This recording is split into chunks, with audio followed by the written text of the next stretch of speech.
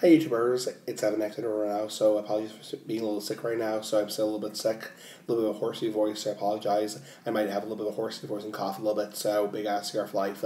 So basically I'm going to do a ramble right now, so I know Fred likes these rambles, so basically I'm going to talk about right now something very interesting. Disclaimer right off the bat, it's going to be a little bit of an off-color subject, so a little bit of a risque, off-color provocative subject. So if you're not watching that, please click off right now.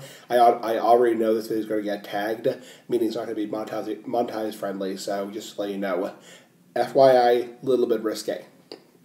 So I want to talk about something right now. So I'm sure you've seen in my videos, especially my health updates, how I discuss, I don't want to be, like 300, 350 pounds, but neither do I want to be like a ripped, muscly, six-pack, foot-long bodybuilder. I say, ripped, muscly, six-pack, 19-inch bodybuilder, foot-long, which is referring to the size of your dick. So now, FYI, I'm just, a lot of people are curious, obviously, is there any truth behind that? So I was talking to my friend, I'm going to let him remain anonymous, but basically, is there any truth behind the idea of people who are bodybuilders, people who are ripped and muscly and six-pack having bigger wieners? And the answer is yes, there actually is some truth behind it. This is where it gets a little bit risque. So first off, this is according to my friend. I'm going to let him remain anonymous again. So basically, what he told me is every man has a penis or a dick, whatever you want to call it, cock, whatever you want to call it.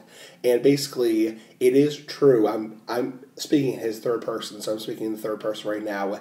It is true. Men who have, or men who are muscular, six-pack, bodybuilders, people who are, weightlifters, tend to have slightly bigger dicks. And that is a fact. So it's not just people, bragging, I have a foot-long dick, I have a big dick, it's like, they tend to have slightly bigger, slongs.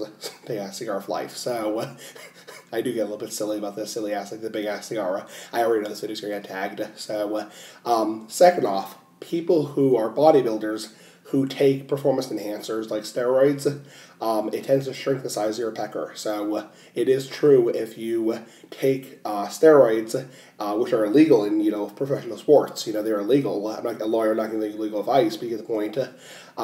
It does shrink the size of your pecker or your wiener or your dick. So also, it's true if you are overweight, not just people who are, 200, 300, fat ass like the big ass are, big people, but even if you're 30 or 40 pounds overweight like me, I'm probably about 50, maybe 60 pounds overweight, depending where you look. I mean, if you're looking at ideal weight versus like a more realistic weight, and probably, anywhere between 40, 50, 60 pounds overweight. Again, not just me, like a 19-inch bodybuilder.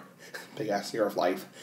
So, it is true people who are overweight who carry around extra body fat around the area because when you drink, soda, you eat candy, you eat fast food, it builds up fat around your organs because that's how your liver processes it. I'm not a doctor, but your liver processes that and builds up fat around your organs, your intestines, your internal vital organs. And that's why it's bad for you. It can cause diabetes, high blood pressure, high cholesterol, kidney failure, that kind of stuff. So that's why being fat is actually a bad thing. So also can lead to things like cancer, and heart disease.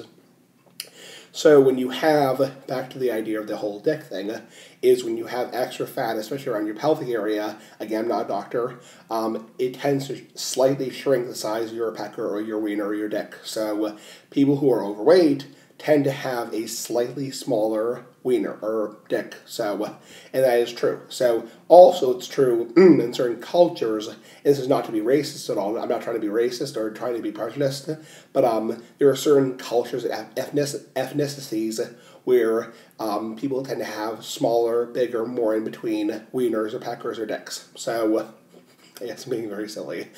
For example, people in, certain cultures, especially from certain countries, tend, I'm not going to say which, but you get the point. So there are certain countries or certain ethnicities or races where people have different types of, slongs, dicks.